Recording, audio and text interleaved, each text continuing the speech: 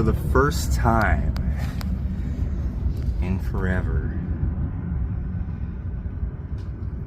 we see a Chevy Silverado with a 6.0 LQ4 LS engine, gas,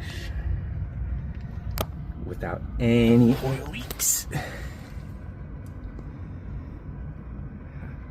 In hindsight, I should have got the flywheel cover plate a little cleaner, but it is dry as a bone.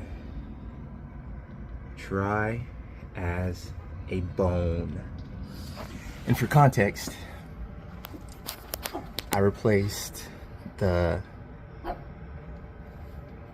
oil cooler line gasket, I replaced the oil pan gasket,